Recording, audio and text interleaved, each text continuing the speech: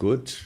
Porto is a different team, obviously. Will play a different style, but will go direct as well. Will go for second balls as well. So yeah, we have to improve in that department for sure. But it's not now the moment for being concerned or whatever. It's we spoke about it obviously, and we know we cannot do it like that. So I think we sorted that, and we have to show that tomorrow. That's right. You have plenty of experience of coming up against Porto in the Champions League, and you've got a good record as well against them. How different is this Porto side and the way they set up? How different is it to the last one you faced? Oh, Porto always changed a little bit because they have obviously going players out and coming players in. Still the same manager. It's not an advantage at all that we won the last two games there. Absolutely not. Because you only have to think yourself in the position of the opponent. The first thing you want to do is make sure that similar things will not happen again. So that makes the job not easier for us. But it's not about that. We are not like that. We don't think about the last two games we played there. We think about this game, and they have obviously different opportunities to set up, lineup wise, system wise, and we have to prepare for that. So usually they play the 4-4-2, but they changed already to a 4-5-1 in moments. They can then obviously play with two strikers, which is a difference, or plays Corona as a winger or as a fullback. There are different options they have, and we have to be ready for that. But that's the plan. We don't have a lot of time, obviously. We had yesterday recovery, today second day recovery. Tomorrow we cannot really train there because all the people in Porto are then are still Portuguese, so we cannot really do. Even when we train at Boa Vista or wherever, the information will get out. So we cannot do shape or something like that tomorrow morning. So we have to do everything today in a light version and make sure that we are ready tomorrow. Great. Thank you, Mike. We'll go to Ian from TalkSport, and then we'll go to Carl Markham from Press Association. Thanks, Matt. Hi, Jürgen. How are you? I'm good, Ian. How are you? I'm very well, thank you. I know you just said that the last two victories don't really count for very much, but you've scored 9 goals in those 2 trips to Porto. So it must give you a lot of confidence, a lot of really good vibes going back there. No. We came there last year the last time when we came there, we didn't think about the game before when we won there 5-1 because it just makes no sense. We all know most of the games can go either way. That's how it is. There are decisive moments in the game where you have to score if you don't score, but they score in a decisive moment.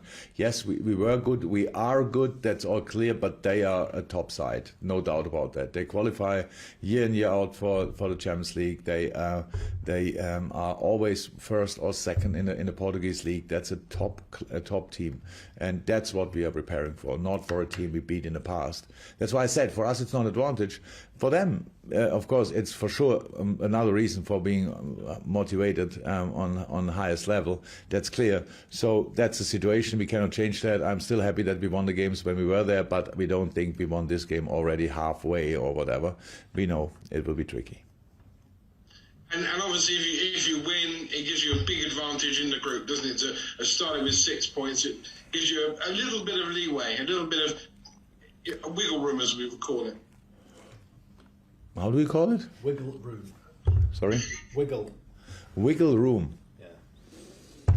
I don't know the word. I don't know the situation. Counting on points you don't have already. Really never did that. Don't understand it. Don't know how it works. This is a tough group, obviously, and we should not waste time to get as many points as possible. But that means nothing. The game at Atletico, which we obviously, Atletico Porto, which we obviously watched, there was a tough one. If one team would have deserved to win it, it would have been Porto. So it says a lot about the Spanish champion. Not sure if they're top of the table in the moment, probably, maybe not. But so that says a lot. And that's the team we face tomorrow, and not a team we can take the points before we work for them. Not at all. We are no. With this competition, we are now often enough in to know that you cannot win a game before the game. You have to be ready in the game. Thank you very much. Breathing space means the same as wriggle room, by the way. So breathing space. Breathing space. Yes, Okay. yeah, that's what he means. Carl Markham from Press Association, then we'll go to Paul Joyce from the Times. Hi again. Hi, Carl. Tomorrow will be a year since Diogo scored his first goal for the club. It wasn't in this competition, but the Champions League is almost where he announced himself with that hat trick. I'm just wondering how you feel his year has gone, and because when he came in, he was facing Salah, Mane, and Firmino, that established front three. I just wonder what you think how his development is and where he's yet got to go. Exceptional player. Really, really happy that we signed him. Honestly, it's a really strong personality. It's you cannot know about that before you meet the person. He's really, even for his young age, a very mature man, and so that makes it really enjoyable to work with him. Yeah, and we spoke about that from time to time. It's not easy to improve us, but Diogo did definitely, and scored important goals. Is actually a player like made for our style. Pretty intense, technically good, really fast, good in the air, both feet really good. So it's Diogo is a very interesting package, and I'm really happy that we saw that. And that we could realize the transfer, so that helped us a lot. But the first year obviously was not completely free of any struggles because of the injury which he got at Midtjylland, I think. So was not perfect, but when he was available, when he was fit, he always helped us a lot. Oh, thank you, Carl. Then we'll go to Paul and then Neil Jones. Yeah, again, I was going to ask about the Porto games, but they've been covered. Have you got any update on injuries and what squad will travel, please? A big one, a big squad will travel. We have 23 players with us. Apart from the longer term injuries, I think they're all in. So, no Thiago. No Harvey. The rest is available, but we have one too much. We have to make a decision about that. So who will train here and who will come with us? But no new concerns at the moment. Hopefully it stays like this. Okay. And as things stand, the call from Neil Jones to finish off this part of the press conference, and Diogo will be in a few minutes after the manager. Neil. Hi, Jürgen, you okay? Hi, yeah.